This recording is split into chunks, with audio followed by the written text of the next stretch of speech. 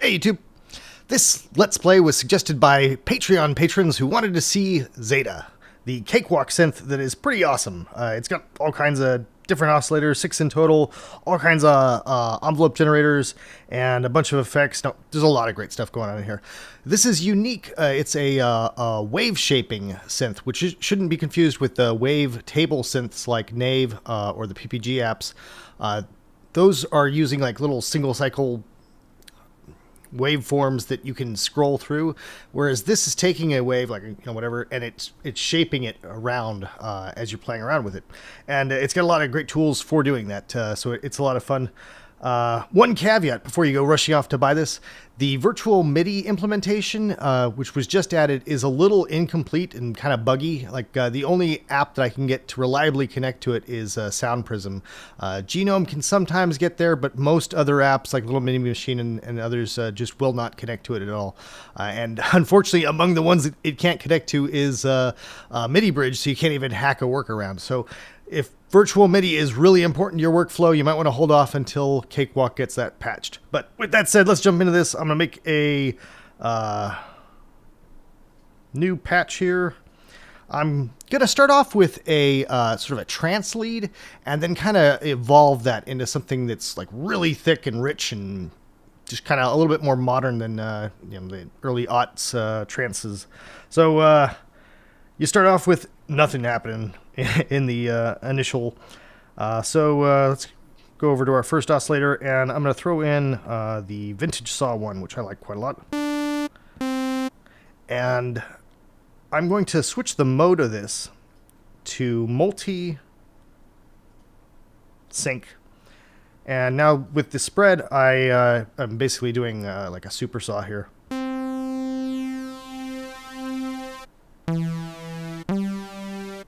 And with these really thick sort of patches, when I know like in my head this is going to be crazy and big, I want to start off with the effects, because I already know what kind of effects I'm going to want to layer onto this. And I don't want to come to that later on in the process when I've already made it too crazy. So I'm going to throw in a little bit of distortion here.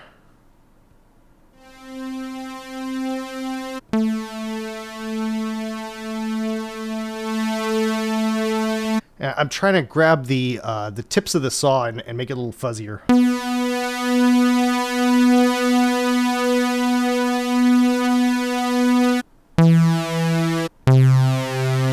Alright, that sounds pretty good. I'm going to throw in some reverb here. Switch that up to mid-hall.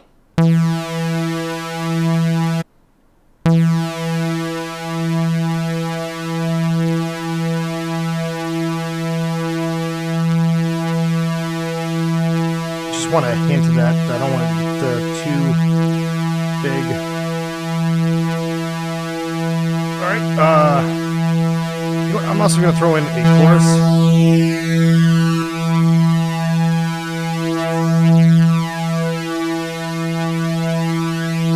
Just to give it some upper harmonics.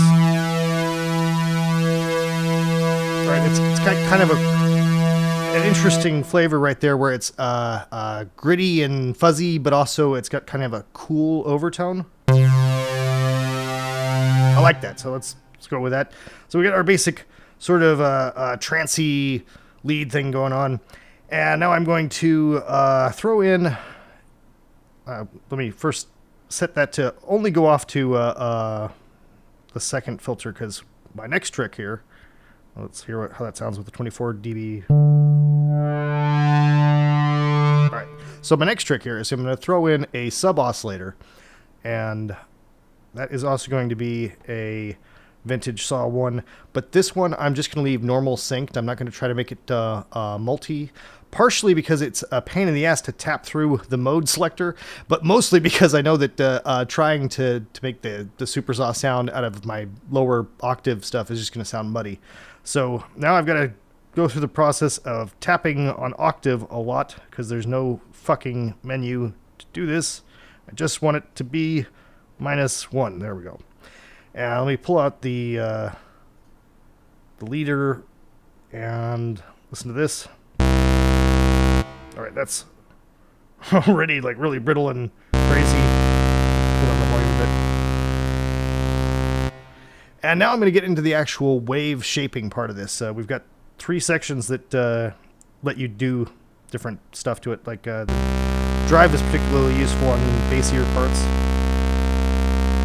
You see how I'm actually changing the shape of the wave here.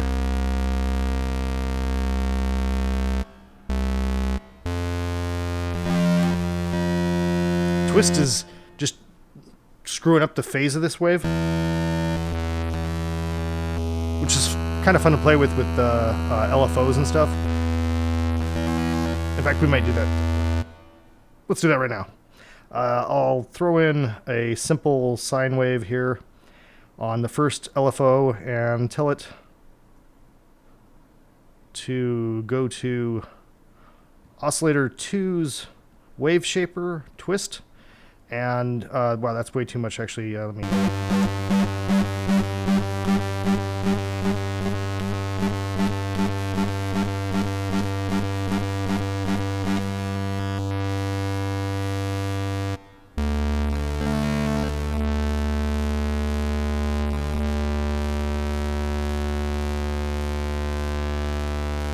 Pulling up the LFO, so only the LFO is going to be affecting the twist.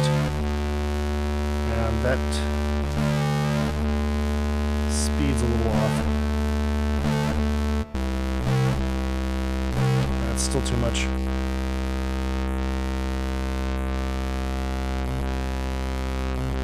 See here, it's just a little bit of a glitchy stuff in there. I like that. Let me pull down the drive a little bit.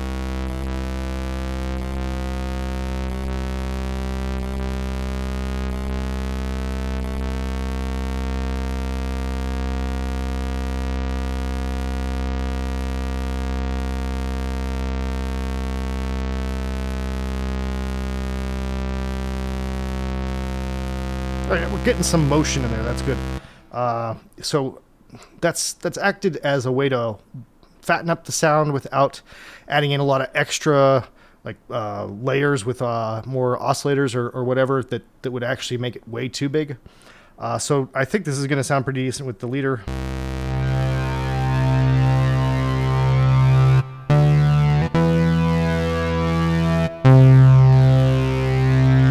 I like that a lot. Let me now throw in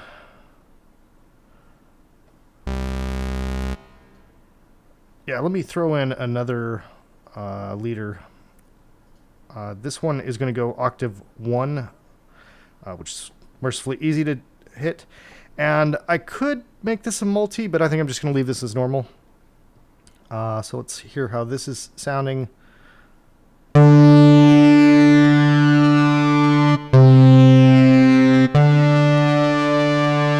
So it's basically sitting on top of what we already had, right?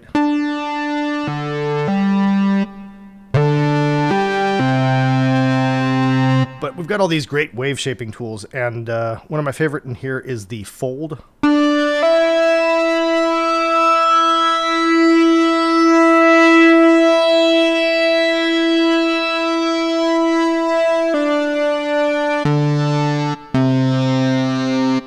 I should have turned off the first so you could hear how that worked. Okay, so this is what that's doing.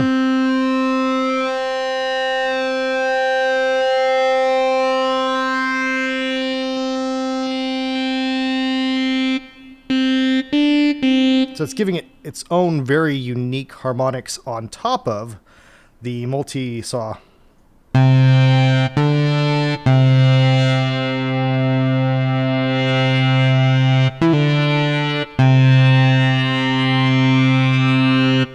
I like that, and with the bass,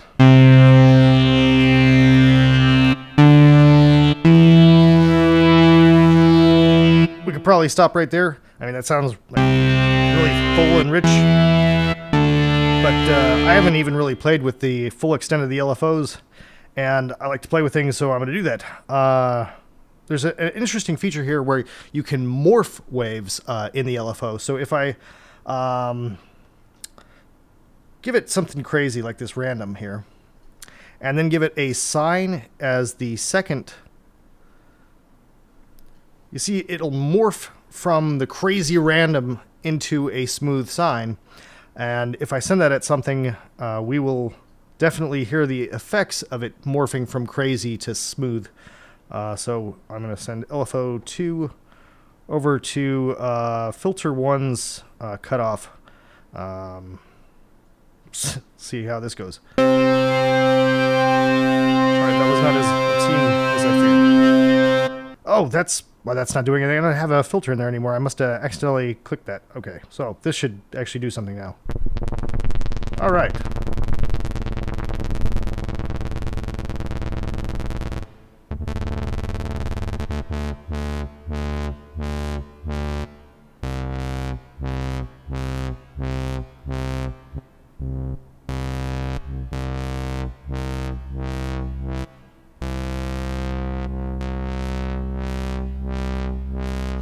Now, if I were to exaggerate that, you could almost, do some kind of quasi-postmodern dubstep or whatever with that. Just wobble the fuck out of that.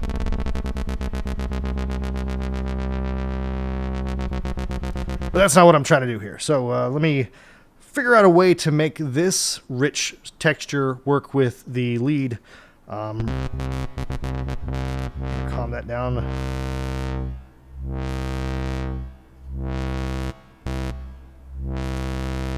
And the fade-in is really useful on these when you're throwing it at something that you're going to immediately hear. See, now it's a gentle sort of, here's the sound, and now I'm going to do something funny with it, and then it calms down as it switches into the sine wave.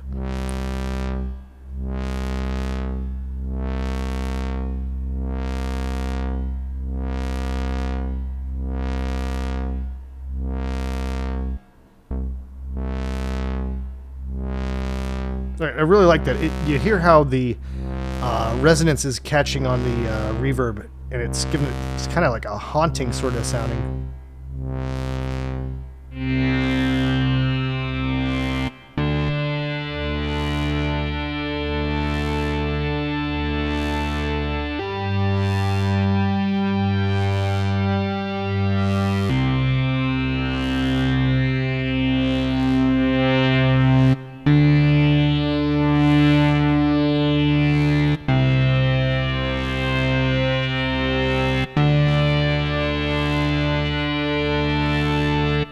And with 6 envelopes that I'm not playing with at all, in fact, let me throw in a little tax.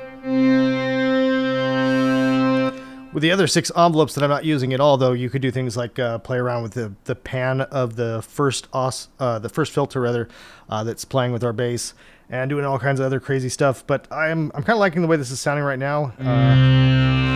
It no longer sounds like a trance lead, but I wasn't going for that. I was going for something new. And this is a new sound.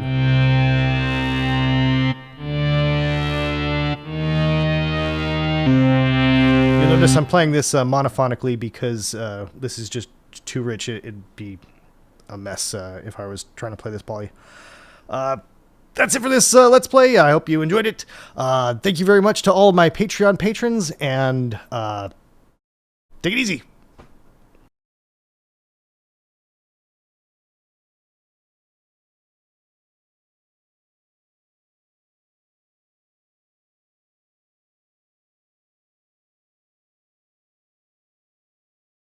See, this is just a lot of fun to play around with. I'm actually, frankly, pretty terrible at synthesizing drum bits.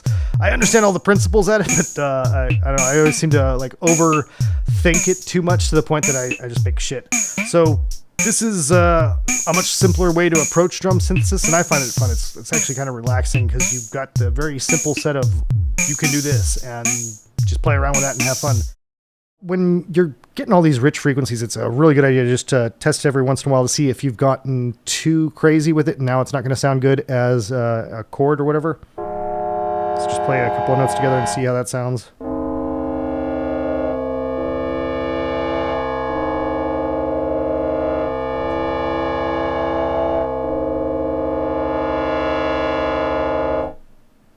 That's pretty good.